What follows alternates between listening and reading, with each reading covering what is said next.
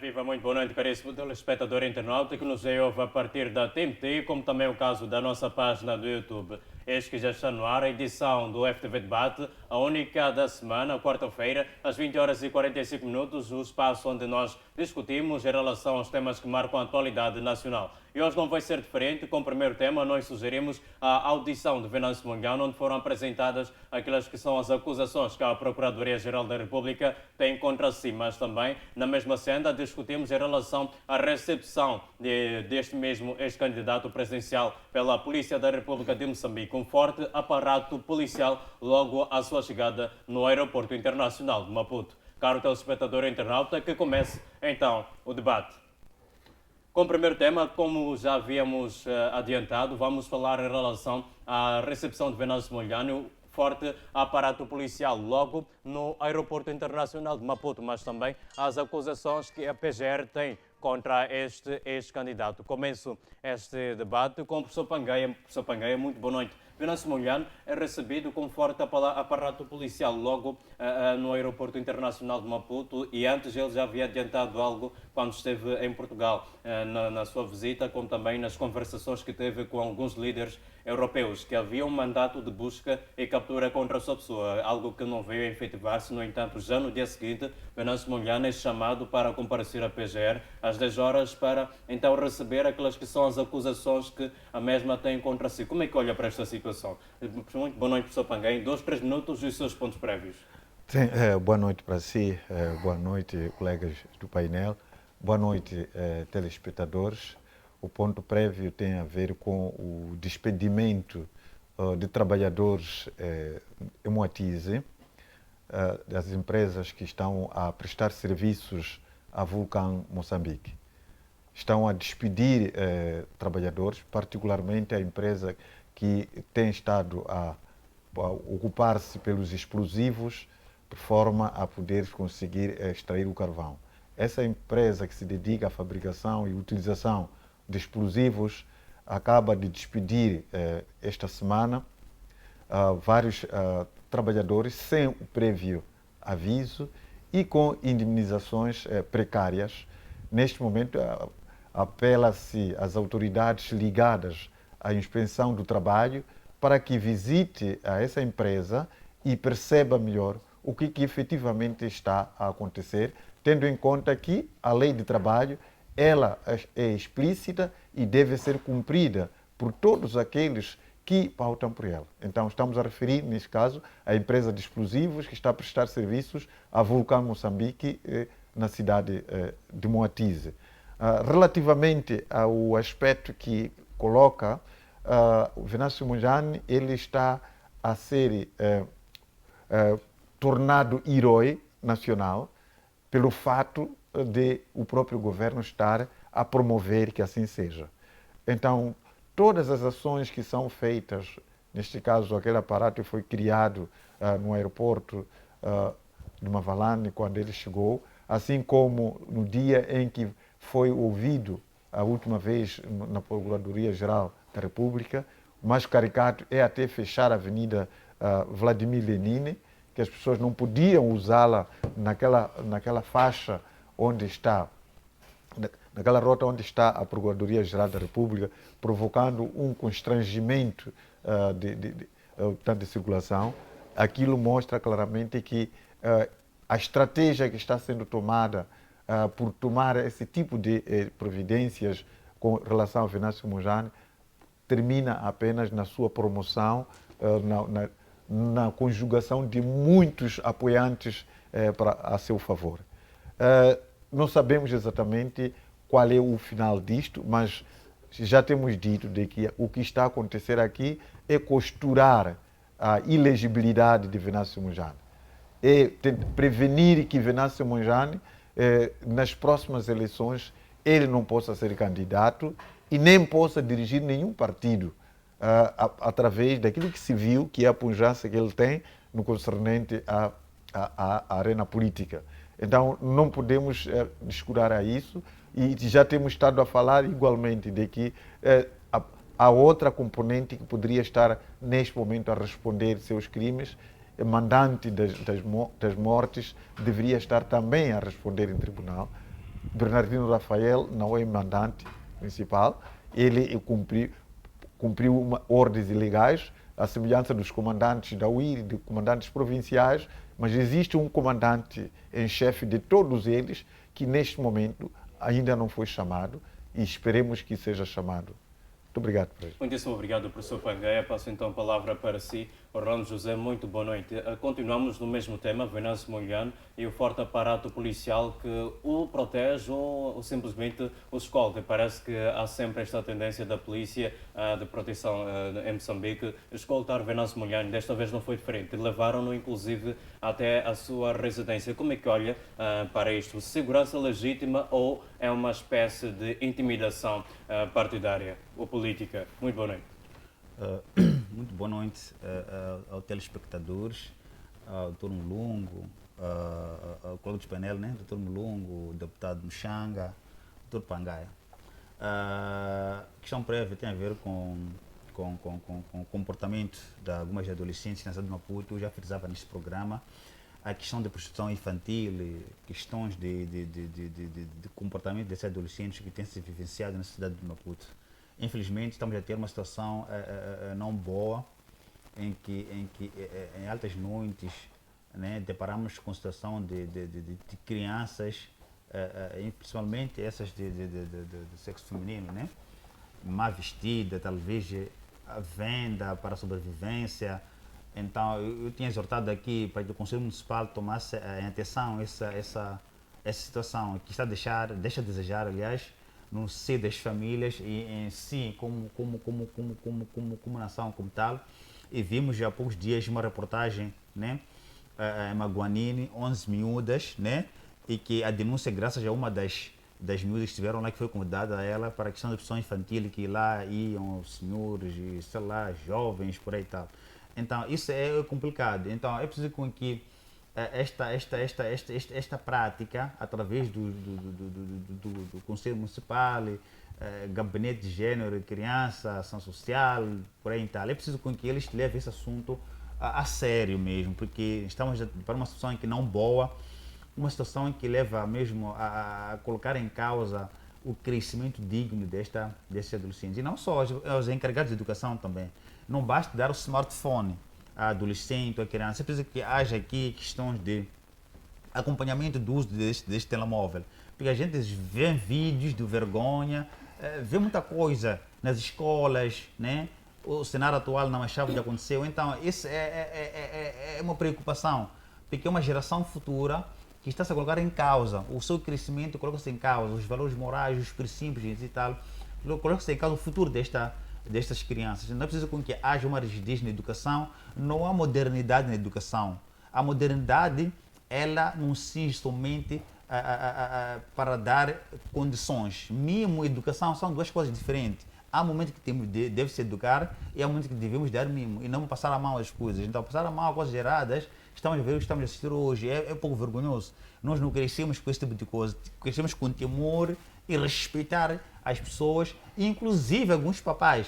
Tem que respeitar. Filho da vizinha é filho também. Não pode ver filha como uma mulher. Era assim, a educação na altura era assim. Um pai de outra criança vizinha era pai e educava aquela criança. Não havia aqui impedimento, independente de condições ou não, mas se visse aquela criança, o pai era educava aquela criança. Mas hoje em dia não está a acontecer. Tudo contrário. Então, exortamos a sociedade para que coloque essa coisa, e voltemos à moda antiga, né? Eu também teria frisado aqui no programa, Polícia da República de Moçambique, Conselho Municipal, um trabalho conjunto para desencorajar o que acontece nas noites. O Ministério da Educação também. Há muitas crianças e adolescentes que estão a estudar de noite e aquilo automaticamente propicia este tipo de comportamentos também. As crianças da escola, 18, 21, por aí tal, tem 16 anos, tem 15 anos e depois não se percebe o que está a acontecer, tudo de qualquer maneira. Então é preciso com que haja aqui uma interligação muito forte entre esses setores, as famílias, para que possamos voltar àquela moda antiga que é necessária para uma educação rígida, uma educação que vai se construir um indivíduo, uma personalidade como tal. Bom, em relação à questão do Venâncio Mondlane, eu creio que foi muito bom, né, ter tido essa acusação à PGR, porque essa vai e vem a uma instituição e não saber porque está ir para lá. Então, neste momento, ele já tem ao dispor dele uma acusação e que ele deve se concentrar, né, naquela acusação, que é a resposta sobre aquilo, trazer os elementos supervenientes, né, para a sua defesa, porque afinal de contas, quando a pessoa é acusada, não significa que está impedido de ter sua própria defesa, tem direitos e deveres nesta ótica. Então, esse é um cidadão moçambicano que simplesmente é acusado, né? Só se pode construir um problema, talvez, quando for ser condenado. Neste momento, ainda é muito preliminar para trazer ilações, trazer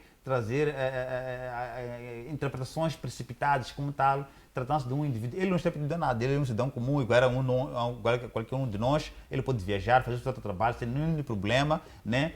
Simplesmente ele está por um processo porque a parte da acusação é a parte de investigação, né? Para saber, né, apurar-se sobre aquele tipo de crimes que ele é imputado, né? E ele não, a vida dele não pode parar, tanto a vida política, a vida social, por aí tal, a vida dele continua normalmente, né? Apesar que tem aqui um pouco de especificidade, que é a questão do seu direito e deveres em si, né? Mas não é nenhum problema. Então não podemos construir esse assunto como um dilema, não? O que nós podemos esperar é vermos até que ponto esta acusação, o resultado do que se espera nesta senda. Então eu preciso com que ele e seus advogados, por aí tal, possam fazer um trabalho normalmente, né? Se sabe o que está a acontecer e nós já fizemos em vários programas sobre esse assunto, né? Não podemos ficar aqui descontentes ou preocupados com isso. É um cidadão comum, né, que o Ministério Público achou que deveria o acusar, né? E tem que esperar um momento oportuno para ele também conseguir se posicionar, que é o direito de defesa que ele tem, né? E depois vamos ver o que vai dar nisso, né? Muito bem, mas de acordo com os contornos que a situação de Venâncio Mondlane tem tomado, acredita que se pode esperar um resultado diferente de tratarem de fato como um criminoso e potencial protagonista das manifestações no contexto violento? Eu acho que não podemos aqui dizer que ele é o protagonista ou ele é o problema. Esse é um problema que muito antes dele ser candidato já havia esses assuntos. São assuntos já remotos. O que acontece é que desta vez, talvez saiu alguém com coragem, né, que possa dar a cara, né, de forma como posso dizer, a reforçar aquele que é o grito de socorro desta sociedade, né? Não se trata de até então ele não é criminoso, até então ele ainda ninguém deu como provado que ele é criminoso, né? Ninguém deu aqui evidências contra que ele é criminoso. Isso é uma acusação aqui, pode haver investigação, ele pode se definir por tal. Então, já se haver outros pacotes, meramente que é sabido que é político, isto é outro assunto. Mas na matéria criminal, como tal, jurídico, ele agora é acusado, ele deve se defender naqueles termos, né? Ele não pode ficar distraído a isso. É preciso que ele pare e passe, né, diante dessas acusações, ele se posicione e ele tem direito à defesa, né? E a questão, por exemplo, das manifestações, é sabido por todos nós, né, que a manifestação foi o resultado de desagrado social em relação aos resultados eleitorais. E se vamos já ver, deixando 2024, nos anos passados, já havia esse descontentismo, mas havia um crédito, né, que o governo do dia, né, poderia, naquela época, quando era o candidato, era o saudoso Afonso Dhlakama, né, que indo à mesa das negociações, ia ter uma solução sobre esses assuntos. Então é uma matéria já antiga, mas neste momento, né, é o momento que já teve um candidato jovem, corajoso, né, com ideias, com uma perspectiva, com uma visão para mudar alguma coisa no cenário político e social e econômico em Moçambique, através do quê? Do sufrágio universal e desta tal democracia. O que acontece é que em Moçambique, particularmente, a liberdade de expressão, ela existe, né? Mas ela torna-se um problema a partir do momento que a pessoa pronuncia-se ou expressa sobre tal, né? A liberdade de opinião, ela é válida, né? Mas a partir do momento que a pessoa quer exteriorizar, já torna-se um dilema. E isso é um pouco grave, não só somente por causa do Venâncio Mondlane, né? Mas de todos os indivíduos, cidadãos moçambicanos que já tentaram se pronunciar, já tentaram usar, por exemplo, instituições da justiça, já tentaram usar outros meios para calar a voz. Ainda que as pessoas se calem, mas é que os assuntos ou o problema que levam com que as pessoas pronunciassem sempre voltarão à tona. As pessoas sempre vão passar, os problemas vão manter.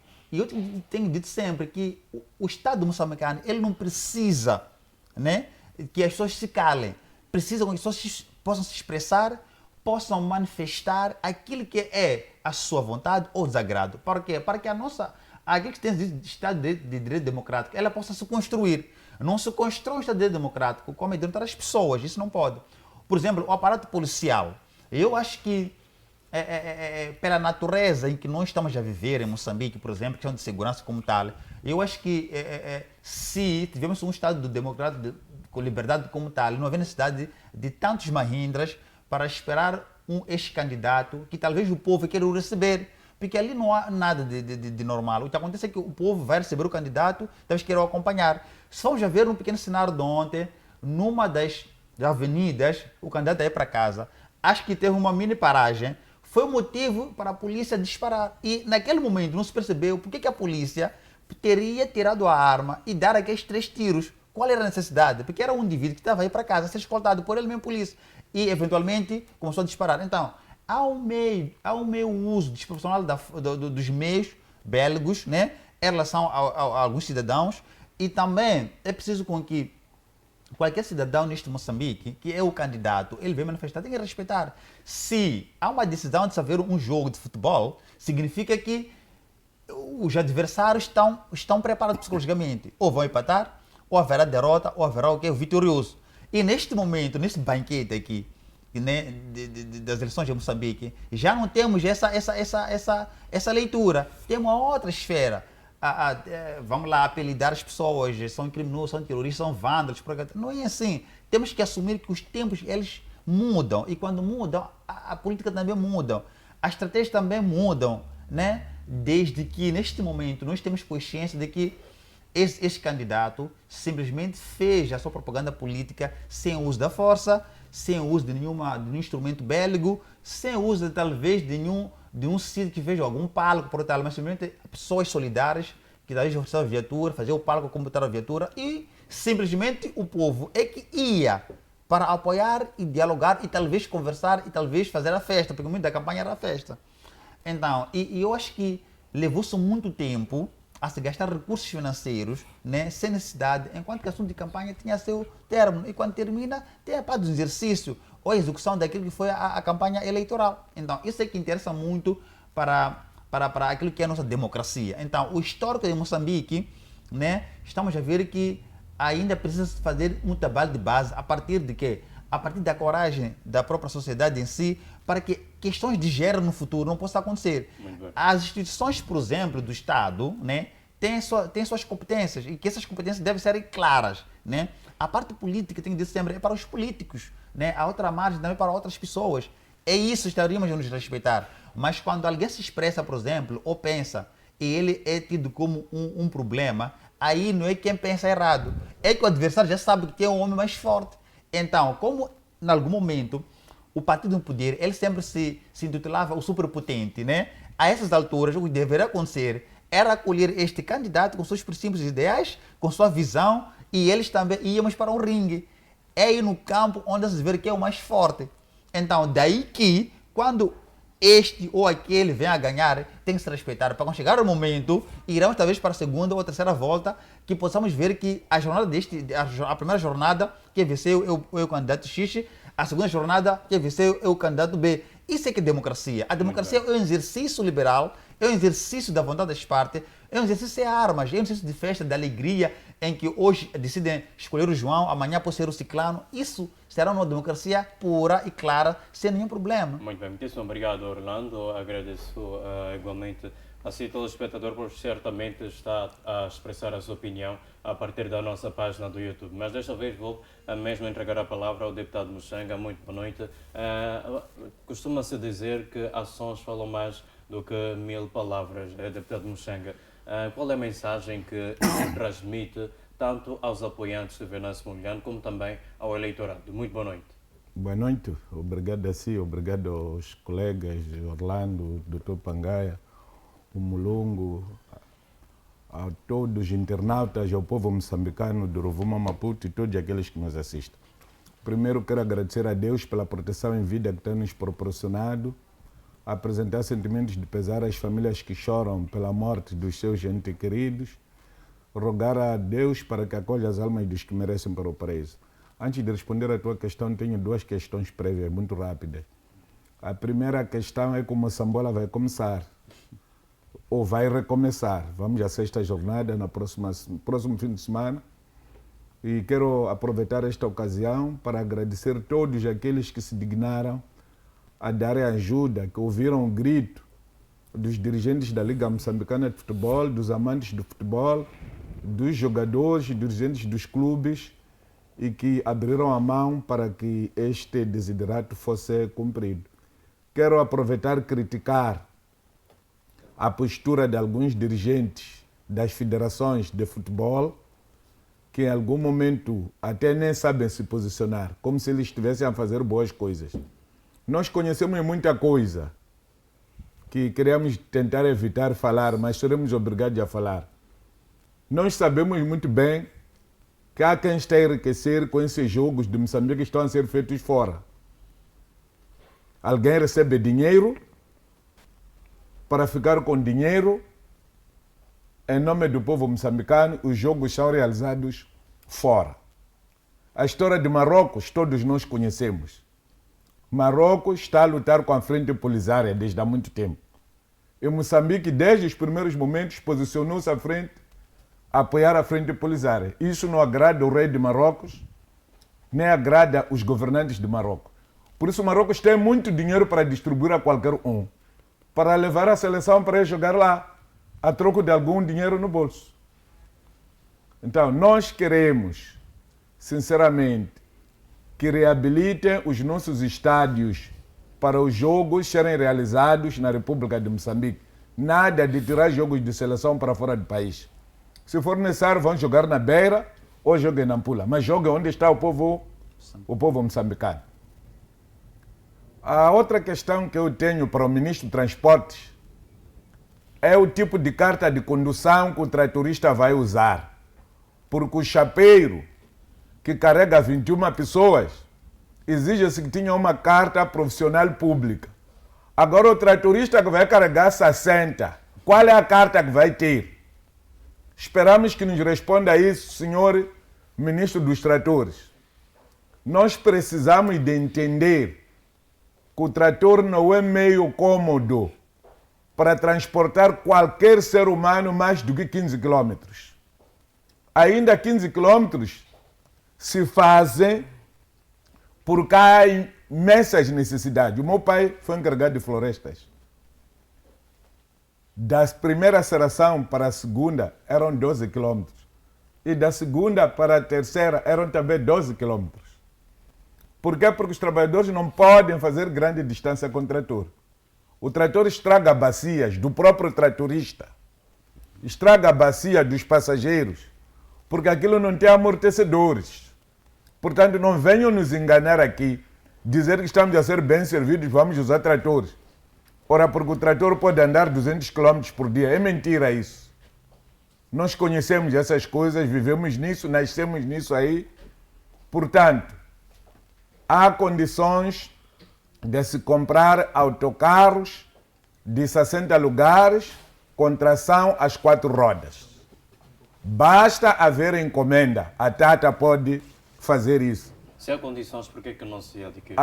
Não estão interessados, queriam ir comprar tratores. Aqueles tratores aí, era uma encomenda que alguém abandonou. E algumas pessoas do governo queriam roubar dinheiro. Sabe quanto dinheiro é que roubaram ali? Não. Por cada trator roubaram mais de 2,5 milhões. E eles sabem do que eu estou a dizer. Aquele não é trator para custar 6 milhões de alguma coisa. Vai a Chinavani tem aquele tipo de tratores. Maragra também tem aquele tipo de trator. Vai perguntar quanto é que custa. Aqui, amanhã, vai para a Chinavani. Vai falar com o diretor agrícola ou diretor industrial, vai te dizer quanto é que custa aquele trator. Portanto, esses senhores foram trazer tratores que queriam aproveitar dos tratores para poderem roubar. Com 100 tratores, vão faturar à vontade 250 milhões.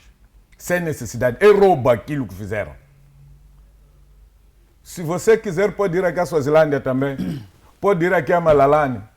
As pessoas são transportadas naqueles tratores, mas nunca fazem distância superior a 6, 7 quilômetros. É para sair do local, a sede da empresa, para as pessoas irem a Machamba, irem trabalhar na Machamba.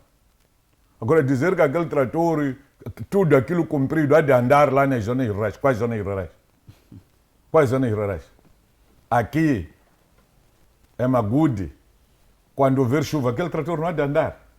Aqui em Boane, quando houver chuva, não há de andar. Moamba, não há de andar. Então, vamos deixar de tratar os outros como parvos.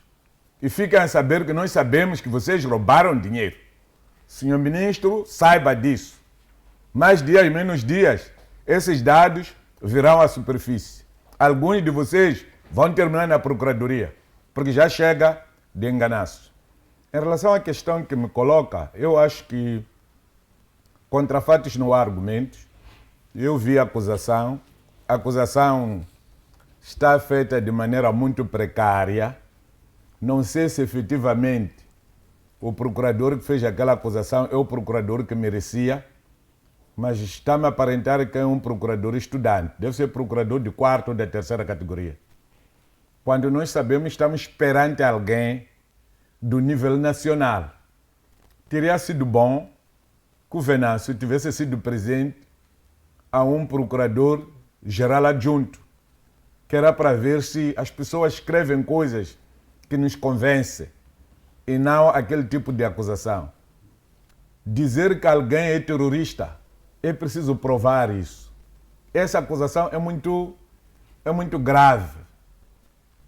Terrorismo não é coisa de você acordou, sonhou, acordou de falar não é terrorista, porque sonhou com ele na cama. Não, não é assim, não. Quer dizer, ali há muita coisa. E esta história aqui de terrorismo é uma maneira de criar pressão psicológica nas pessoas. Porque a pena é de 20 a 24 anos. Então, um jovem daqueles, tipo Venâncio, se entra na cadeia, ainda que ele fique lá metade desses anos, se são 12, há de voltar de bengala na mão. Então, nós não podemos continuar a enganar as pessoas. Aquela acusação está mal feita, não sei se vai passar, mas acredito que se for a um juiz que quer fazer o direito, aquilo vai chumbar. Vai ser igual àquela acusação contra a família Machel e o general Mabote. Era uma acusação quase idêntica àquela. Muito mal feita, muito mal pensada. Porque o jogo era intimidar as pessoas. Por quê? Porque falavam mal do presidente na altura. Então é preciso intimidar para que o gajo tenha medo. Mas este não é o momento de vivermos pela intimidação. Este é o momento, é o outro momento. Quando nós investimos muito na intimidação, criamos situações das pessoas nos habituarem, começarem a não respeitar e começarem-se a vingar. Nós já temos muitas situações neste país, temos muitas situações neste mundo que acho que precisam de serem atendidas. Depois quero vos recordar que estão aí as sessões. Alguns de vocês não vão ser mais daqui. Nem a Nama acham de ter medo de ir. Porque estão os civilizados a verem todo o jogo sujo que estão a fazer. Mais dias, menos dias, teremos alguns moçambicanos a serem arrolados para serem aplicados sanções da União Europeia, para serem aplicados sanções dos americanos e de outros mundos civilizados. Muito bem, muitíssimo obrigado, caríssimo Muxanga. Passo então para o meu caro Mulungu. Vou direto mesmo à pergunta. Há riscos para a estabilidade democrática, se é que existe, se figuras políticas forem tratadas como suspeitas antes mesmo do julgamento? Muito boa noite. Boa noite a si, Feliz, ao professor Pangai, ao Dr. Orlando, também ao deputado Muxanga, e em especial a quem nos acompanha a partir de casa. Bem, o meu ponto prévio é a situação da retirada dos vendedores na perna da estrada ou mesmo nos passeios na Praça dos Combatentes. Bem, é uma situação um pouco complicada porque a maioria daquelas pessoas que estão lá a exercer atividades econômicas conseguem sustentar as suas famílias com aquela atividade que elas exercem. Porém, tem se calhar, este detalhe que é maliciosa no meio de tudo para ambos, que é estar a exercer esta atividade no passeio.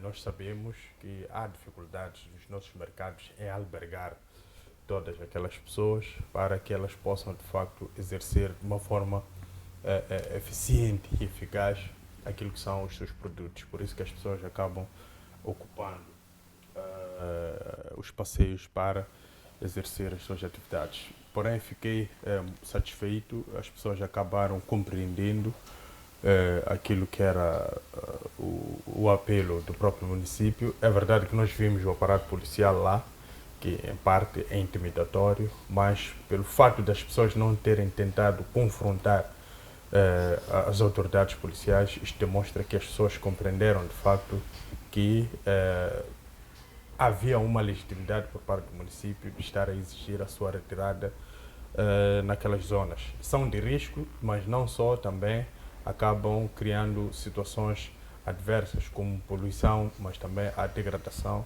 dos próprios passeios.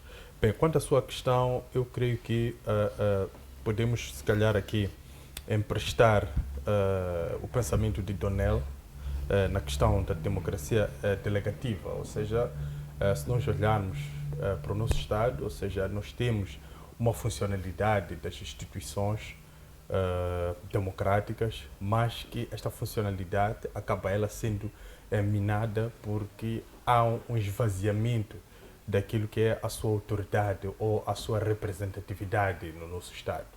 Então, começa aqui a haver questionamentos sobre aquilo que são, se calhar, as pretensões reais do nosso sistema judicial a nível nacional, porque aparentemente há uma seletividade, ou seja, há aqueles que podem ser julgados e aqueles que podem não ser julgados, há aqueles que os processos são publicamente conhecidos e aqueles que são processos fechados. Então, por aí, nós começamos a compreender que há problemas, de facto, de transparência democrática no nosso Estado. E essa forma de convocar de forma recorrente, se nós formos a recordar, esta é a terceira vez, a figura de Venâncio Mondlane para as audições na Procuradoria-Geral da República, eu creio que não trata meramente questões técnicas. Isto, de facto, garante ao próprio Venâncio uma centralidade política, ou seja, a cada 2 meses ou a cada 1 mês nós temos o Venâncio no centro de todas as atenções a nível da praça política. Isto vai elevando aquilo que é a sua imagem. Temos que recordar que hoje as pessoas não olham geralmente para aquilo que é o manifesto eleitoral de cada figura, mas olham especificamente para questões também de sensibilidade, ou seja, aquela figura que é imagem justiçada, aquela figura que tem um discurso que toca os corações, acaba ganhando, de facto, a simpatia das pessoas. Daí que estes processos todos também acabam tornando a figura de Venâncio Mondlane como o centro de todas as atenções a cada momento que ele é convocado para a Assembleia da República. E depois temos aqui uma espécie a Procuradoria-Geral da República. Depois temos aqui uma questão que é muito importante, que é a questão da representação política, de forma subjetiva, ou seja, as aparições de Venâncio Mondlane, os seus discursos que afrontam diretamente ao governo do dia e à forma de governar o nosso Estado, acabam representando aquele que é o seu eleitorado, ou seja, aqueles que se espelham com as políticas de Venâncio Mondlane. Então, estas audições são um momento propício para que estas pessoas, ou estes seguidores de Venâncio Mondlane, consigam perceber, de facto, que é um modelo crucial, se calhar, de estar muito próximo dos mass medias, ou seja, da mídia toda no seu todo, mas também da boca do povo e também das conversas de café, sejam conversas de bar e por aí em diante. Isto vai elevando cada vez mais a figura de Venâncio Mondlane. Agora, a questão que se calhar podemos colocar é: isto é tão relevante fazer com que esta figura ganhe mais brilho ou mais popularidade a nível nacional para o governo do dia, ou de facto há aqui uma disposição em querer de facto ajuizar este processo, tendo em conta o quadro legal, mas também a própria imparcialidade. Então, eu creio que por aí, se calhar, nós podíamos ter um ponto de partida para poder, de facto, chegar a algumas constatações. Mas também, esta questão de audições serve também como instrumento de contenção, ou seja, é uma tentativa, se calhar, de conter uma determinada figura, que é a figura de Venâncio Mondlane, a nível da própria política, mas que não tem se traduzido, de facto, no final do dia, como sendo algo eficaz.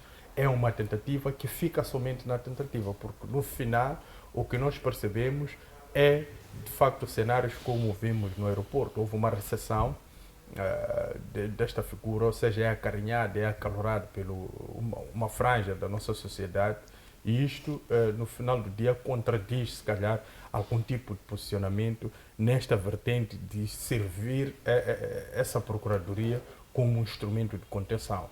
Então, eu creio que, se calhar, aqui deve-se abrir uma outra página ou um outro mecanismo para se alcançar, de facto, uma paz plena a nível do nosso Estado. É verdade que não teremos, por causa da questão de Cabo Delgado, que está fora da alçada desses atores políticos que nós temos aqui, mas para o contexto de convulsão social, contexto social do país, nós podemos, se calhar, alcançar, mas tem numa outra plataforma e não neste posicionamento em que nós estamos a observar o Estado visivelmente ou aparentemente como instrumento dos governantes para, de facto, criar mecanismos de perseguição a figuras políticas, ou também discursos de ódio de uma parte, ou discursos que aparentemente também são defensivos, mas que no final do dia acabam se traduzindo em discursos de ódio. Então, temos que arranjar um meio termo para pacificar o Estado moçambicano. Não podemos ficar sermos reféns de uma clivagem política na praça. É preciso um ambiente pacífico para que, se calhar, querendo ou havendo vontade, se calhar um Orlando, um Dr. Pangai no futuro, possa abrir o seu partido político num ambiente onde haja espaço para poder, se calhar... Porque no exemplo, não estou lá nos partidos, eu estou na academia. Não, é por isso que eu disse, possivelmente. Não, podia buscar o Dr. Muxanga, que é deputado, que está muito partido, nessa área. Deputado Muxanga. Agora, vocês como não têm partido, eu recorri a vocês. Mas isto é assim, como é que o partido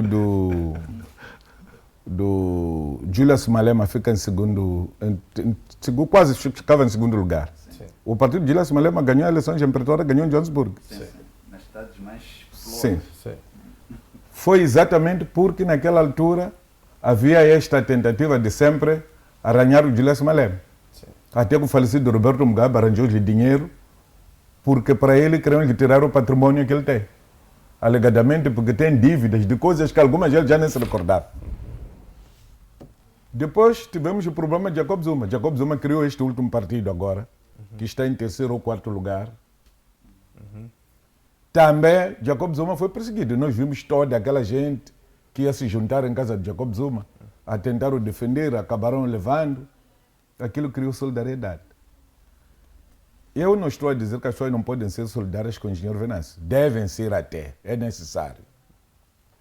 Mas a fórmula persistente, como a PGR tem convidado o engenheiro Venâncio, deixa qualquer um, até o cego, perceber que há alguma coisa aqui que não está boa. Eu acho que a Procuradoria não precisava de nos mostrar este espetáculo gratuito que está a tentar nos dar. Porque mais dias, menos dias, há de se provar que as pessoas estão-se a colocar agora na disposição de serem testemunhas, são adversários reais do Venâncio. Como nós também sabemos que o Venâncio esteve com eles. E depois o fim da amizade deles não foi boa. Agora, não sei, sinceramente, se uma tua antiga amante pode ser testemunha a favor ou contra. Sim, porque a relação do que anda com Podemos, o Venâncio Mondlane, toda a gente já conhece. Agora, como é que há de aparecer alguém do Podemos para tentar testemunhar a favor ou contra o Venâncio Mondlane? Ninguém vai perceber isso. Isto pode ajudar a manchar ainda mais a imagem de Venâncio Mondlane. Não. Pelo contrário, isso vai criar problemas para o próprio Podemos. Porque o próprio Podemos não está a conseguir construir um discurso equidistante de quem está a governar. Nós já ouvimos. É pai e filho. Sabe que quando se diz pai e filho, há uma relação sanguínea muito forte. É por causa disso, quando um filho, seu pai morre, nós fazemos o DNA. O DNA está no sangue, está no osso. Então, se ele tem este DNA da Frelimo, significa que não é como que nós podemos chegar onde nós pretendemos. Porque ele é igual até ao pai, desde o pescoço até a face dos dentes e tudo. Então, é preciso haver muita atenção nisto.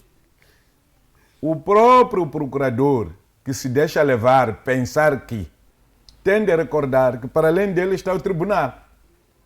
Independentemente do que o processo vai ditar, se ditar a prisão do Venâncio, vamos piorar a situação. Se ditar a soltura do Venâncio, o Venâncio vai voar que nem a andorinha. Então, o que eu acho, melhor coisa que devia se fazer, era dar posse ao Venâncio como membro do Conselho do Estado, pegar aquele processo, arquivar, esperarmos melhores momentos e continuarmos a recolher material. Porque, de fato, o que aconteceu na República de Moçambique tem motivação. A motivação foi a fraude eleitoral. E tem graça que a Procuradoria ainda não conseguiu acusar nenhum diretor do STAI, nenhum presidente da Comissão de Eleições.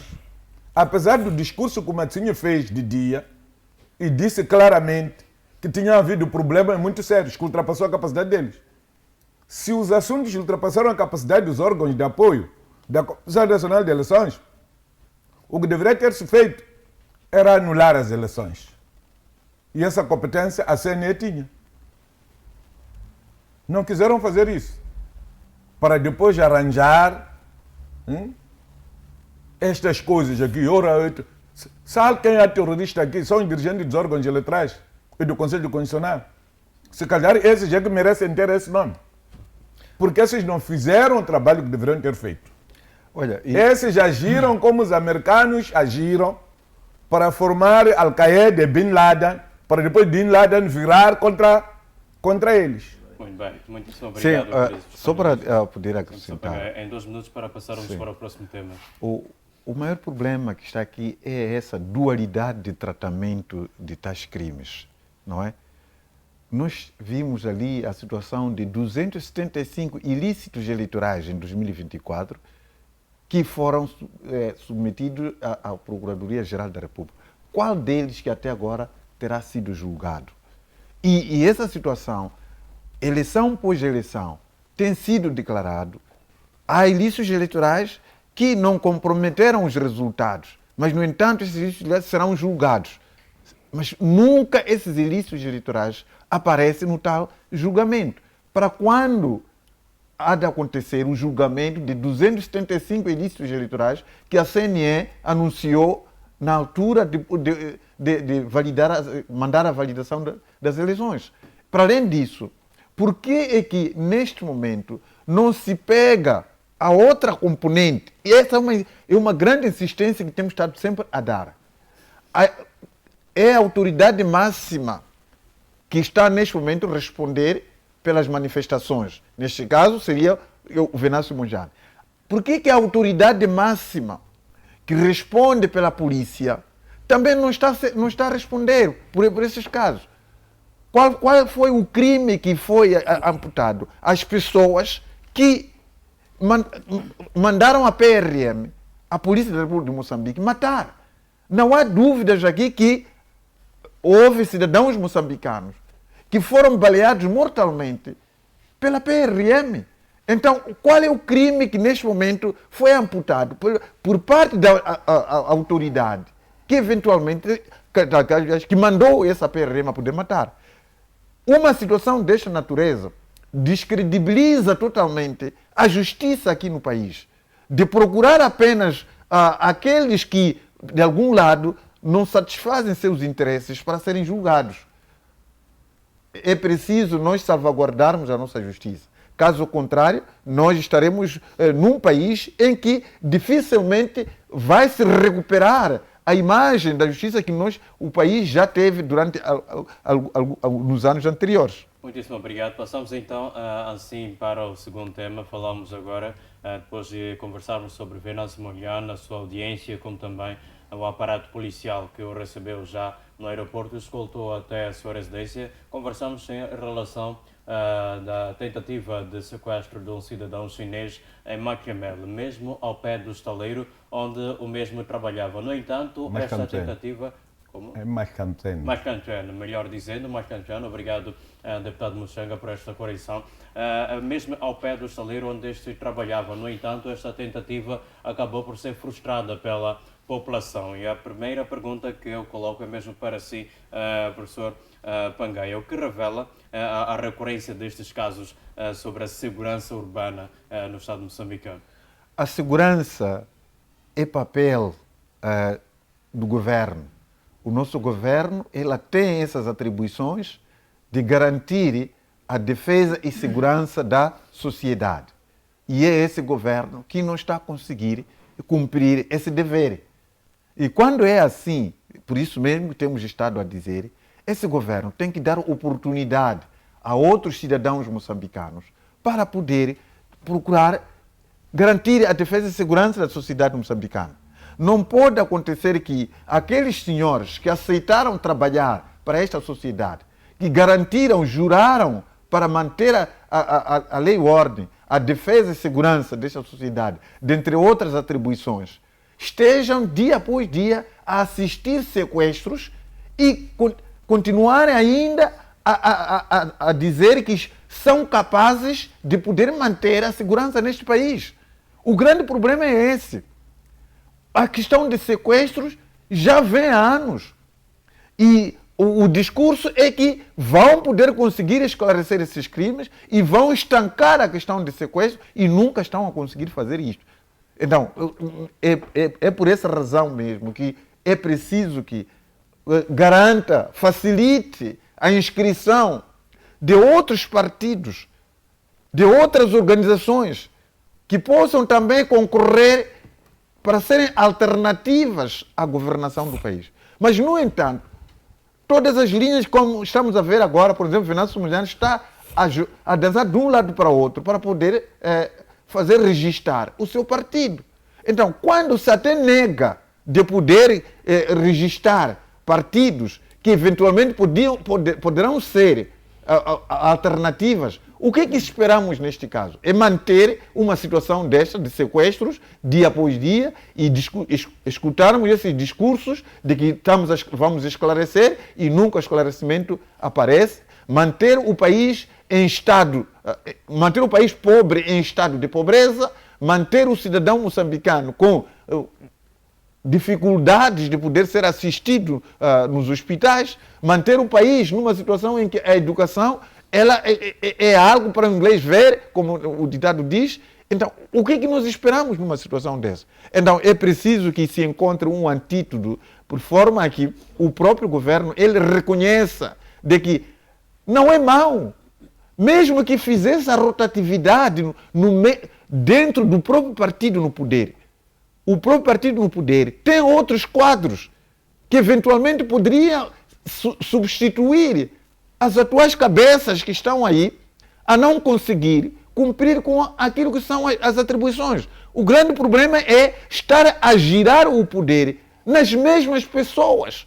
Aquelas pessoas que mostraram-se inúteis nos governos anteriores são as mesmas que são chamadas para mesmos lugares. Vimos há pouco tempo a rotação que fizeram nos administradores distritais. Se tivemos manifestações que ocorreram em todo o país, mostrou claramente que o poder local não funcionou. As reivindicações, elas deveriam ter dado uma mensagem ao poder central de que se a sociedade hoje se levanta reivindicando sobre os serviços essenciais que não estão a ocorrer bem, Por que não substituir a esses dirigentes? Mas no lugar de fazer isso, é pegar um administrador do distrito X, mudar desse distrito para outro, para ir executar a mesma coisa. Mesmo o próprio governo, nós vimos agora quem são as pessoas que estão em redor do presidente, que buscou para serem seus assessores. Os tais que executaram as atividades no governo anterior de forma precária e hoje são esses mesmos que são chamados para dar assessoria ao presidente. Então significa isso que o presidente Daniel Francisco Chapo está feliz com o desempenho do governo anterior. Quando ele dizia de que, no seu discurso de tomada de posse, dizia que faria diferente para obter resultados diferentes.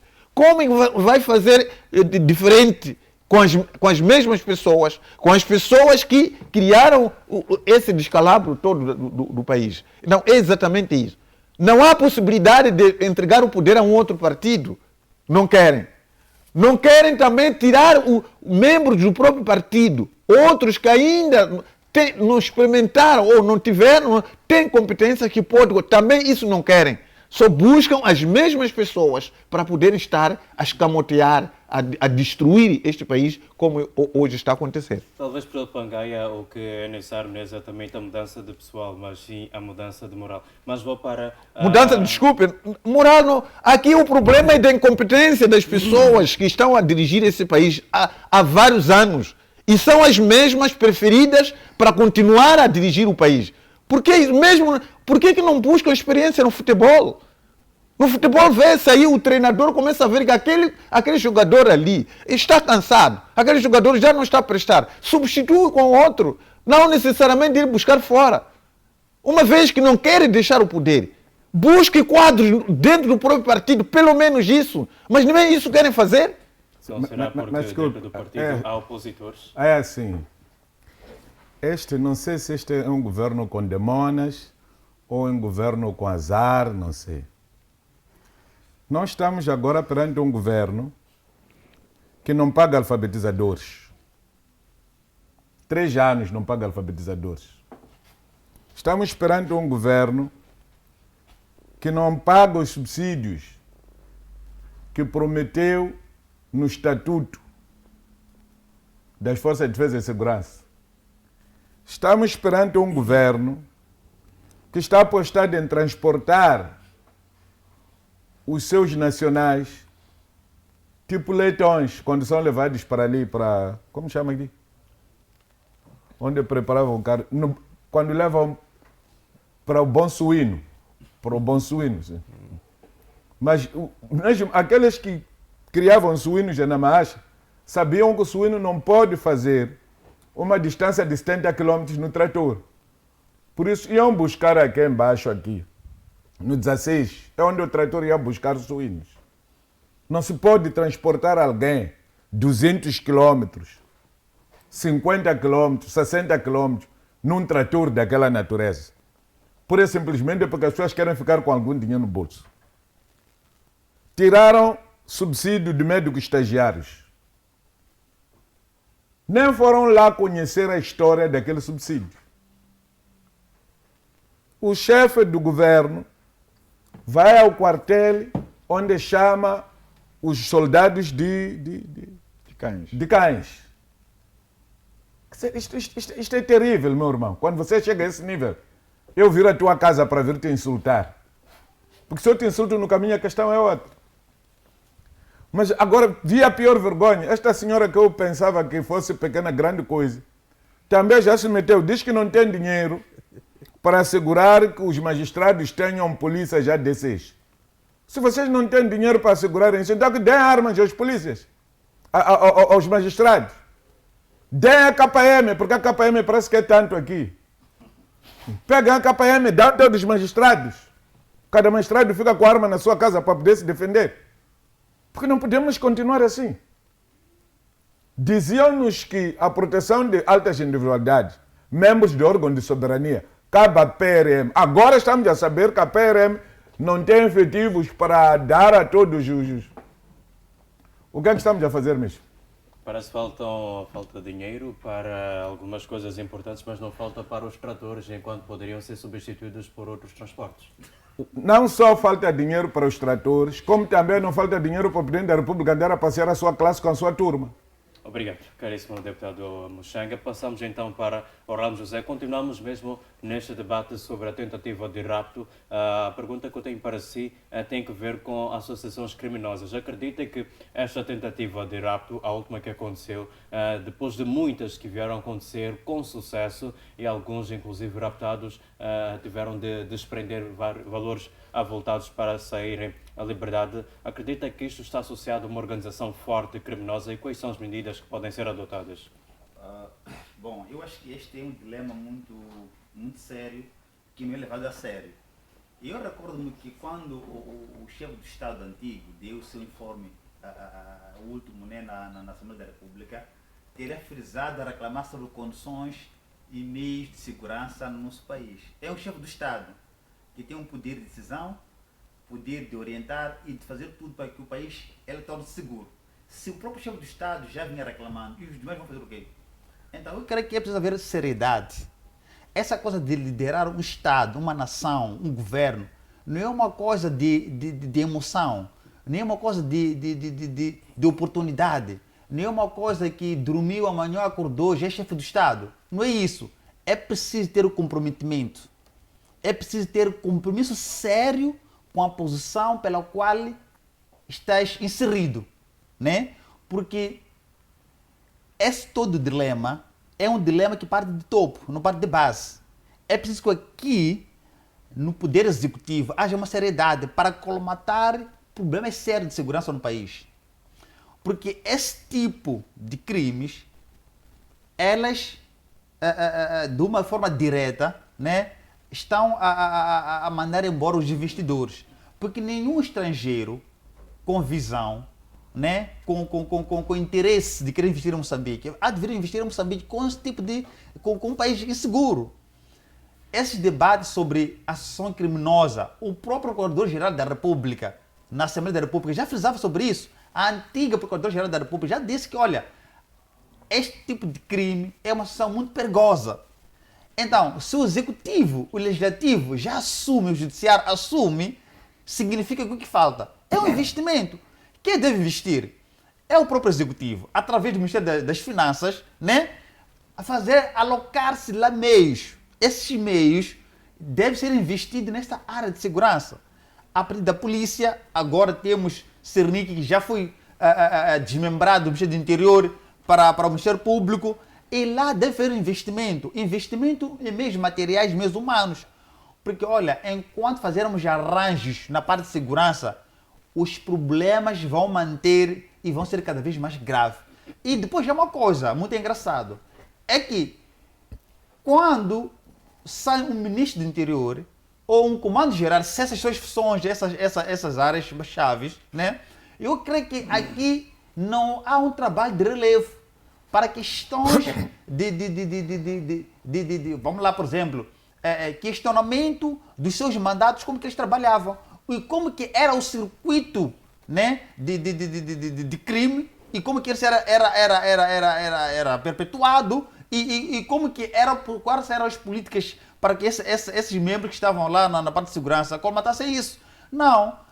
Terminou o mandato, terminou as funções, vai para casa e não há mais nada de trabalho de base. É preciso haver uma investigação, apurar, a fazer um relatório de inquérito dos órgãos titulares da parte de segurança anteriores. Estes elementos vão ser levantados, vão trazer aqui uma informação cabal. Se há uma ligação direta entre a ação criminosa com a parte dos Ministérios de Tutela de Segurança, só há uma ligação direta da parte dos comandos que é as Forças de Segurança com essa ação criminosa. Estes elementos são muito preponderantes, são muito fundamentais. Para quê? Para que nós tenhamos aqui elementos supervenientes para conseguirmos eliminar ou tentar eliminar esse circuito. Esse circuito não termina. Vamos lá ver, por exemplo, vamos fazer uma espécie de uma comparação nos tempos. Quando termina Calao, né? Quando era comandante-geral, como que era o circuito de segurança. E depois entrou o Bernardino Rafael, que era comandante-geral, como que era o foco de crime vergonhoso de mesma natureza. E depois de agora, esses todos dados preliminares te levam a uma conclusão. E que esta conclusão, ou uma possível conclusão, vai nos dar os elementos provenientes como que é possível a gente colmatar esse tipo de crimes. E quando terminam esses, o que eles fazem? Quem controla os lugares onde eles mantinham como controle? Isso é muito fundamental. Para a gente entrarmos aqui numa espécie de luta contra a ação criminosa desta dimensão. Mas não o que acontece. Terminou, é aquilo que se vê para lá. Isso deixa a desejar para qualquer um. E hoje em dia, a questão do sequestro rápido já não se espera ser um indivíduo endinheirado.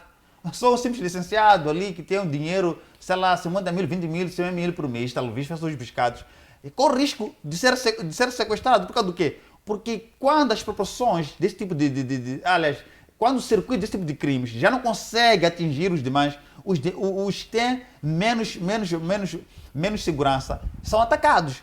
E isso é grave. E não podemos somente ir à Assembleia da República, dar relatórios, balanços e ainda reclamamos da mesma coisa. Sabemos que o problema é este. Quando se detecta um problema, luta para colmatar o problema. É preciso com que o dinheiro, vamos lá, quanto investimento feito para os tratores? É muito dinheiro.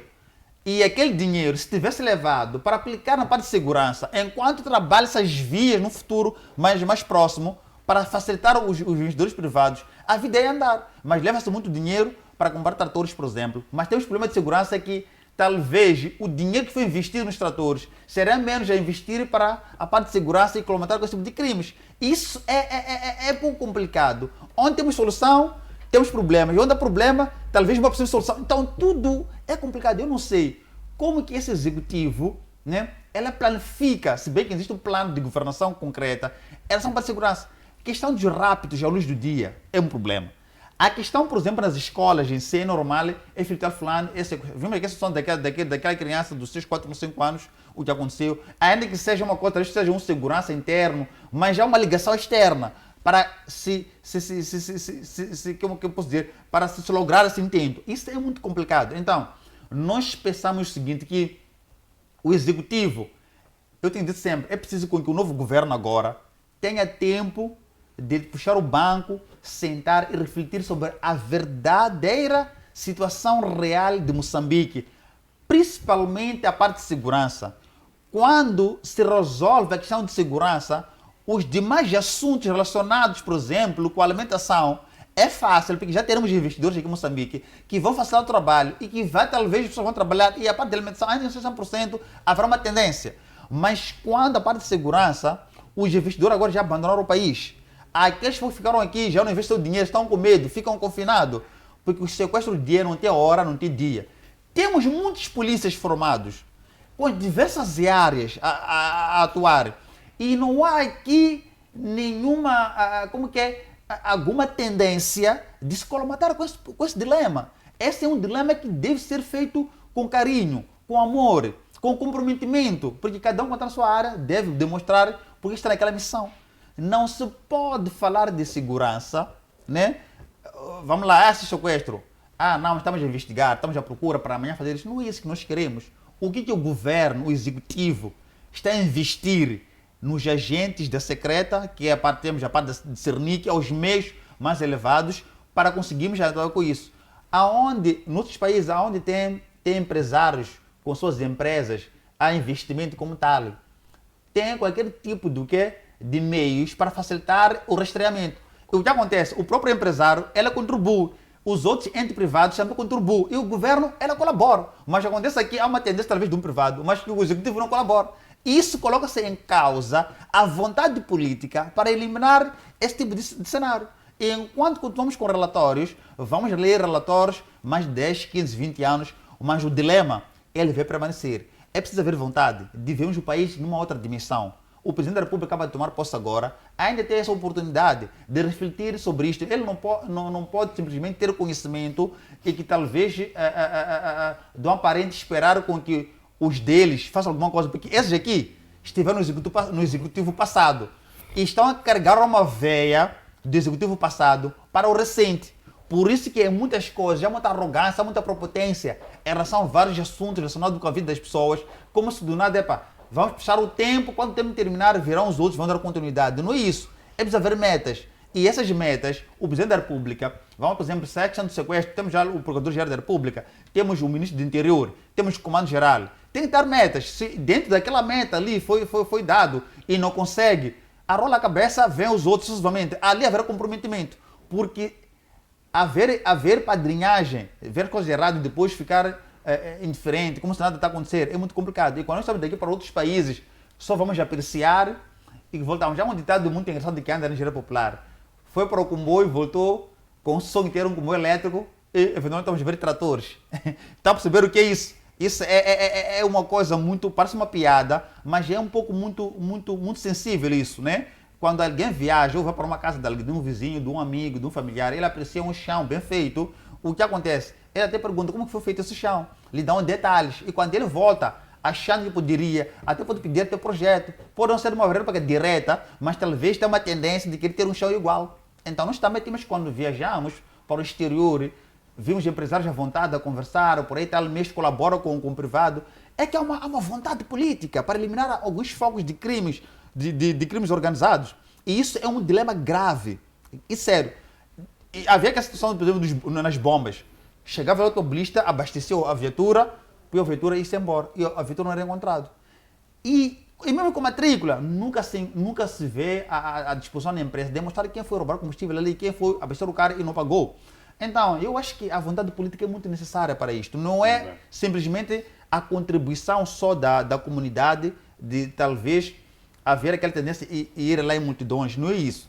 É preciso haver uma ação estratégica, uma polícia investida em meios humanos, em meios materiais. E a viatura, tá, por exemplo, um Blade a roubar no sítio que é sequestrado. Temos uma Mahindra. Uma Mahindra só por acelerar 60 metros por quilômetro. Aí ele começa a patinar, de repente acidenta.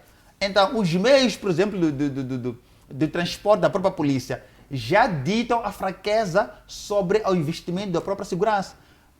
A África do Sul tem meios, qualquer tipo de viaturas lá para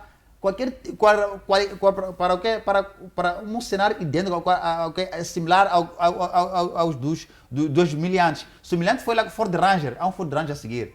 Se tem lá com o Mark II, também idem. Mas aqui é um Mark II com uma Mahindra. Isso é complicado. Mahindra pode ser uma patrulha doméstica, mas para perseguições ao grande vulcro é preciso viaturas de grande cilindrada. Muito bem. Por exemplo, meios humanos capacitados, motoristas capacitados para tal. Isso é necessário. Mas uma Mahindra, só porque são de Esquelene até o Leno não chega. Talvez da Matola até Portagem não chega. Por causa do quê? Porque a viatura em si não facilita. Não, Mahindra vai até 140. O que está a acontecer é que o Mahindra não tem combustível. É por causa disso que eles já não colocaram Mahindras aqui em alguns pontos estratégicos. O Mahindra abastece 20 litros por dia. É vergonha o que os motoristas da polícia estão a passar. Os polícias de trânsito, cada polícia mete combustível com seu bolso naquelas motorizadas ali. E quem paga é o povo. Não, bom, ele tem que encontrar uma maneira depois... Se este é o carro do Estado, sim, e ele como que abastece o carro do Estado, você não tem que fica ali que está é o meio que ele usa, é o meio de transporte que ele tem. Quando dizem você vai daqui, vai trabalhar numa tolaria, não vai sair da tua casa a pé. Então, em parte, sim, coisas que estão a acontecer aqui são organizadas ao nível mais alto. Porque, sabe, eu recordo-me, há uma canção que nós entoávamos naquela altura, quando pequeninos, das armas. Eu honestamente ali chama-se Soncho Afrilim, Mango Tsamanis Bamus ele Macatli. Nós admirávamos os soldados da Frelimo porque ficavam sempre com a arma nas costas. Nas costas, não perguntávamos onde está a tua esposa? Dizia que a minha esposa é esta aqui. Em Portidão. Ali. Sim, então, quem são os seus filhos? São as munições. Yeah. Então, ele com a arma pode fazer filho, pode ter mulher. Sim. Acho que, para melhor entendedor, tudo basta. Então, nós não podemos continuar com pessoas que são formadas para terem armas, para terem direito de ter as melhores mulheres e terem direito de dormir nas melhores casas, terem direito de fazer os melhores filhos e terem direito de ir aos melhores hospitais. Quando as próprias pessoas trabalham para isso, não estão a ter nada. Ficamos com um problema. Agora tirou-se o Cernic.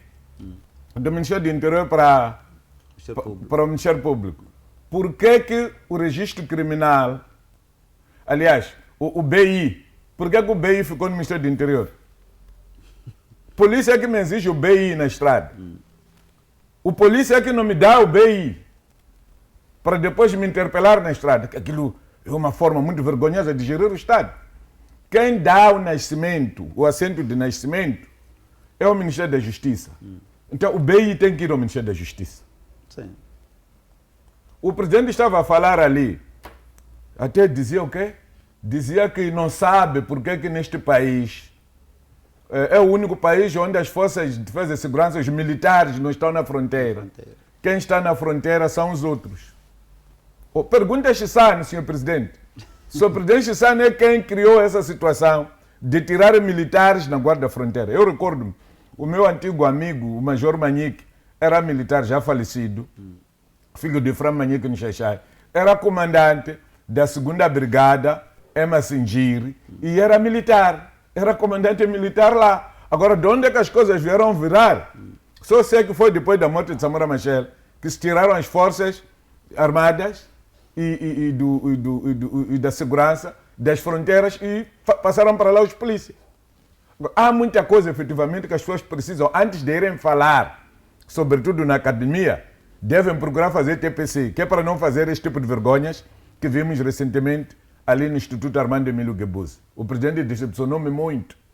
Poderia ter usado outro tipo de linguagem e não aquela que ele usou contra os militares.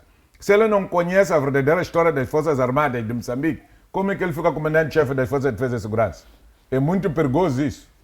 Muito bem, muitíssimo Depois, obrigado. e depois Apenas 2 minutos. Sim, o mais por favor. caricato. Eu acho que aquele questionamento, aquele TPC, não deveria ser TPC da mídia.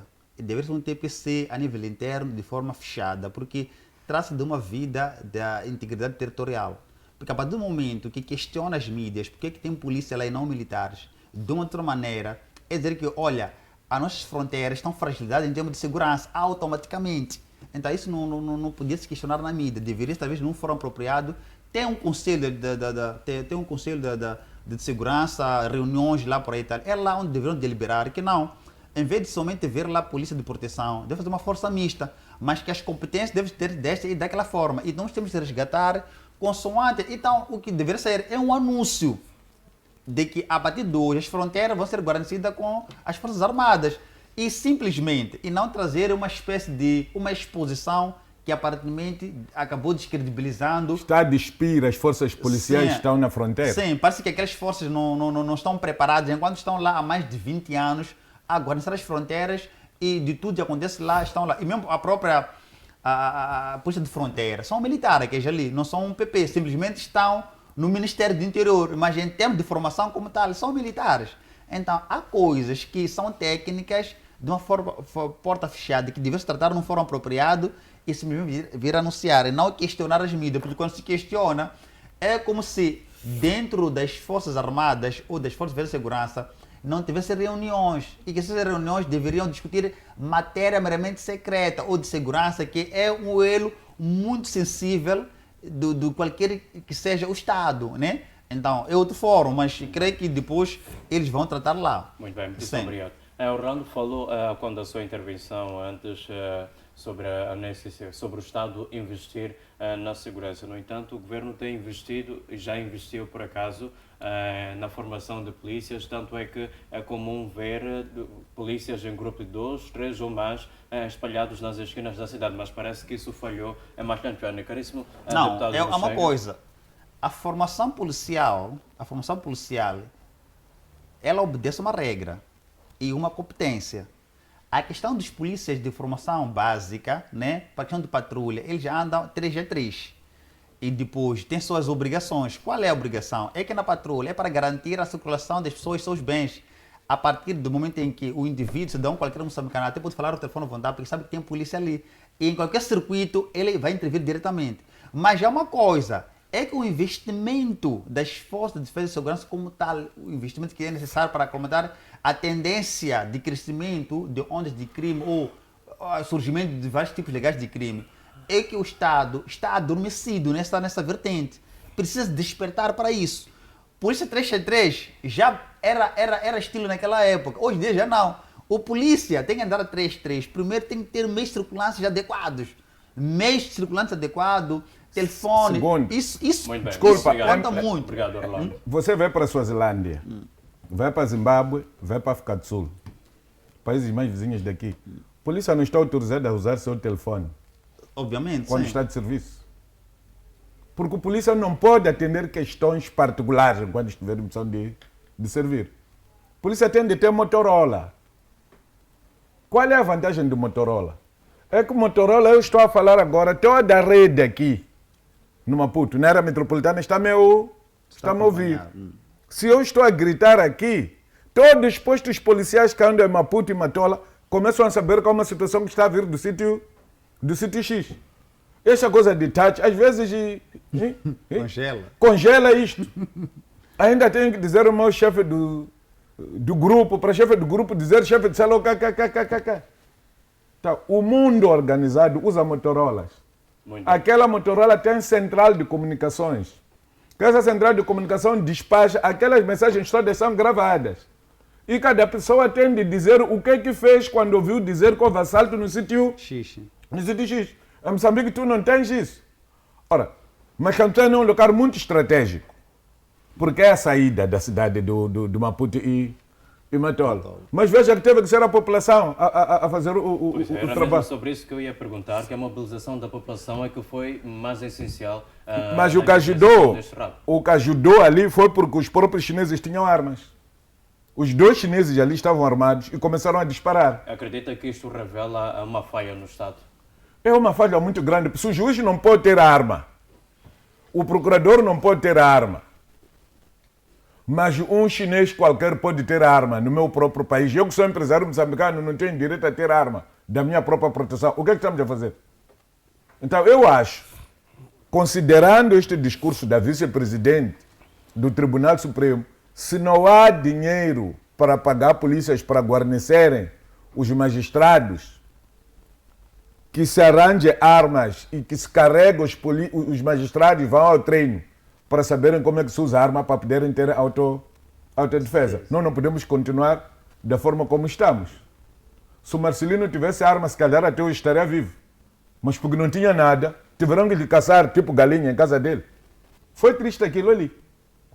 É preciso que o governo entenda que a segurança e a justiça são os principais pilares de desenvolvimento econômico e social. Se você falhar aqui, você não é absolutamente nada. É por causa disso que o juiz não pode ser um estrangeiro. Há soberania naqueles juízes ali. O poder judicial é o único poder democrático representante até o distrito. Enquanto os outros terminam aqui no Maputo, o poder judicial pelo menos vai até o distrito.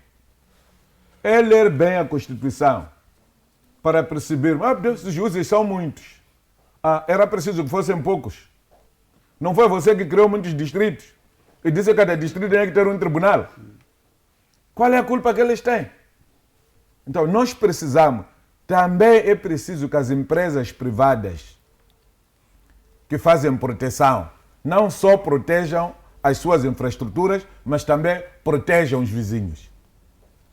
Lamentavelmente, o tempo que se leva na formação dessas pessoas que andam nas empresas privadas é muito pouco. Os próprios polícias, o tempo que levam na preparação é muito pouco. Eu tenho minha sobrinha que foi treinada aqui a Matalá nestes últimos 2 cursos. No outro tive um sobrinho. Neste último, sabe quantos tiros disparou? Diz que foi com 3 tiros, disparou um só, acertou o alvo, disse, já estás bem, vai para casa. Alguém vai saber disparar. Nós temos jovens que estão a morrer em Cabo Delgado.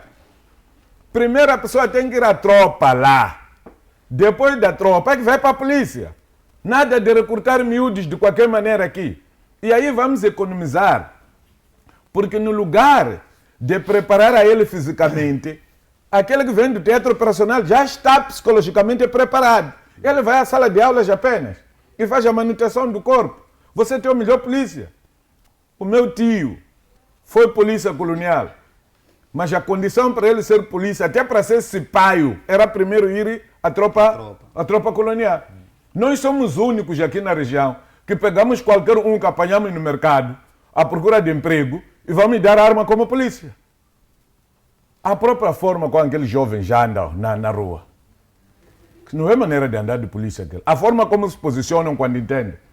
Você apanha eles 20, 3, 4, 5, no mesmo sítio, todos virados por ali, a jogarem game. E com o risco regado ali com o Com riscos mesmo sérios. Sim. Então significa que está a faltar alguma coisa lá na instrução. Porque os melhores instrutores já não estão lá. Já passaram para cá. O que é que custa pagar bem alguém lá? Pagar bem o DINA, deixar essa coisa de serviços sociais, regressar para Macandzen, lá onde estava a treinar pessoas. Porque há polícias que nós conhecemos e reconhecemos.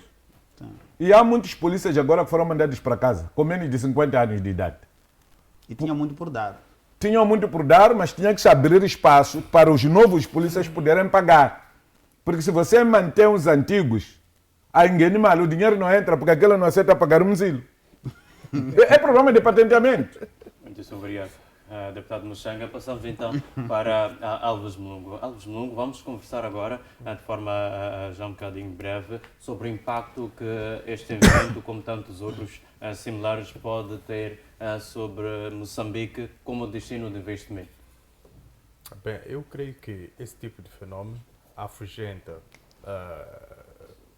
qualquer estrangeiro que tenha uma ambição em se instalar no nosso país e de facto desenvolva qualquer tipo de atividade, porque quando se percebe que é um Estado que está a terciarizar de facto a segurança à população, isto significa que há uma falha de facto do dispositivo de segurança, ela não está a funcionar devidamente. Então há uma necessidade de se reestruturar, se calhar, os dispositivos de segurança a nível nacional, porque a questão de sequestro ela é muito recorrente na cidade e província de Maputo, mas também se verifica a nível nacional. Então há esta necessidade de se calhar se reestruturar o próprio dispositivo de segurança para que ele corresponda de uma forma com que minimize esses danos. Não vamos de facto conseguir colmatar isto por completo, só usando métodos extremistas é que se consegue isso, mas com métodos no ambiente democrático eu creio que só se minimiza, porque se formos a buscar exemplos, por exemplo, do presidente de Nicarágua, ele teve que usar métodos extremistas para conseguir combater o crime, criando de facto aqueles pavilhões enormes como presídios para poder alocar lá, e ele chegou ao crime zero. Isto é um método que em Estados democráticos suscita muitos debates e levanta muitos questionamentos, e é muito difícil de se instalar. Então eu creio que, havendo esta vontade política, é preciso de facto criar esse dispositivo para minimizar esses danos. Mas também não podemos vivenciar aqui e normalizar uma soberania comunitária, ou seja, há uma percepção por parte das populações de que elas estão à deriva, estão sem segurança, e elas per si devem criar métodos para poder se precaver de qualquer tipo de eventualidade que atente de facto contra a sua própria segurança. E nós, quando entramos num cenário desse género, começamos a perceber que de facto há uma espécie de tentativa de, se calhar, de funcionar o sistema de segurança mais para o centro, que é a própria cidade, e ignorando muitas das vezes a própria periferia e a semi-periferia. Então há esta necessidade de ser igualitário para todos, não são só, se calhar, os órgãos de soberania ou instituições do próprio Estado que merecem uma segurança fortificada, mas é a população no geral, como diz ou advoga a Constituição da República, é que a soberania reside neste povo. Então é este povo que fica vulnerável quando se sequestra um estrangeiro empresário e também um nacional empresário, porque a ocorrência de disparos, há uma situação de insegurança que é criada neste momento, então coloca numa situação de exposição ao povo ou à comunidade daquela localidade. E isto, de facto, deve preocupar aos governantes, porque a segurança está em primeiro, em segundo, em terceiro lugar. A segurança não pode ser tratada como algo leviano. Segurança é algo que se traduz no final do dia em interesse primário do Estado. Para o Estado sobreviver é preciso que haja segurança. Para as populações circularem e ficarem felizes e terminarem de facto os mandatos, irem votar com segurança, é preciso que haja de facto esta vontade por parte das elites políticas de criar este tipo de ambiente.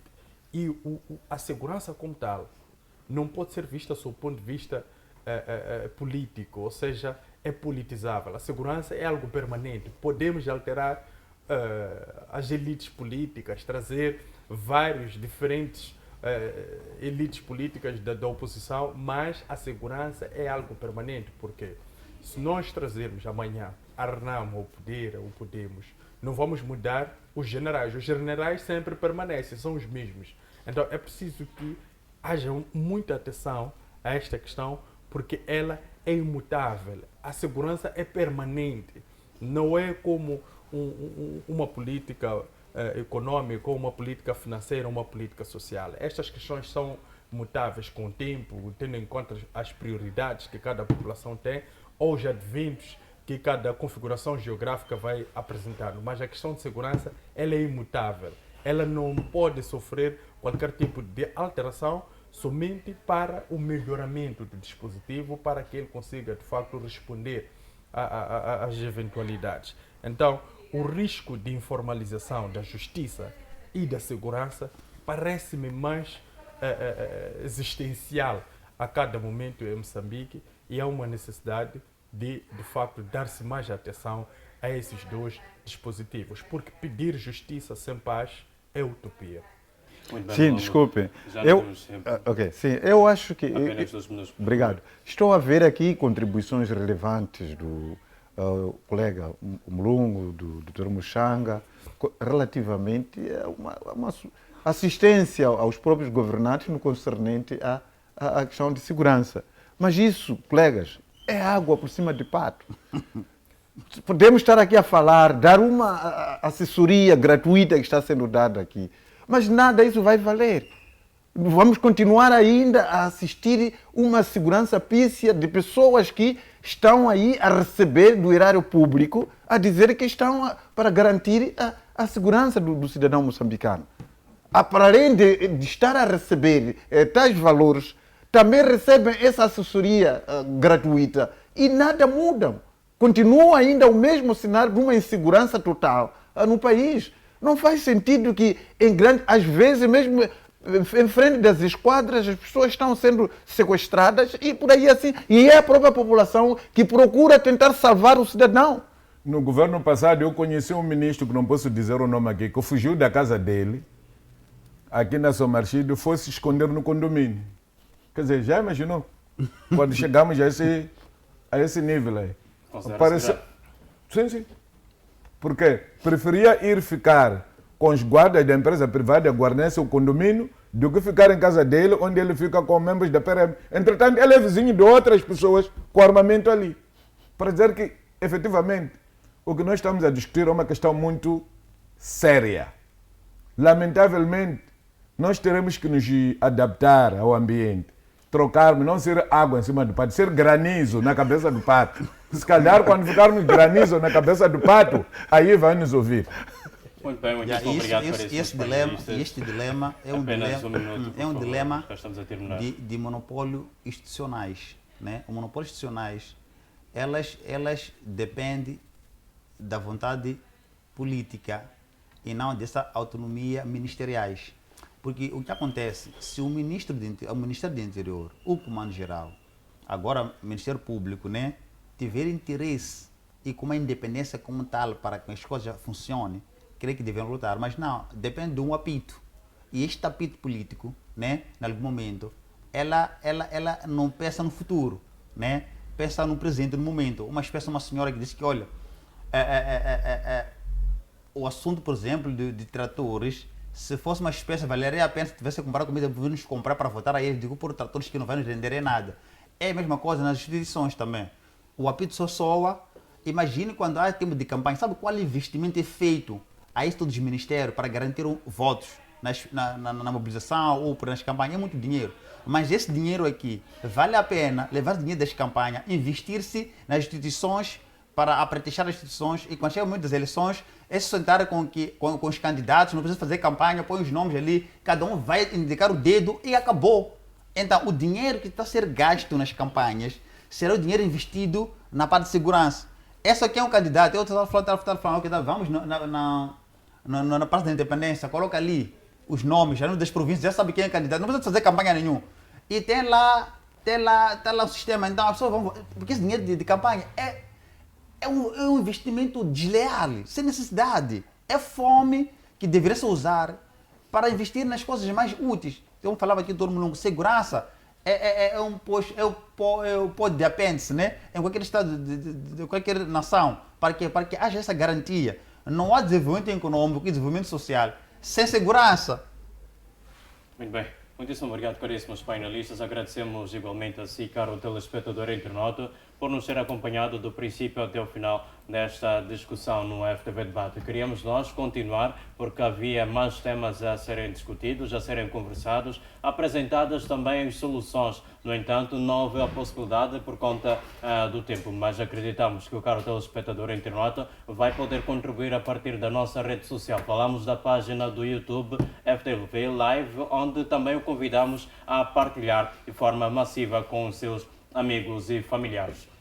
Dessa forma terminamos com a promessa de voltarmos na próxima edição. Até a próxima semana. Fique bem.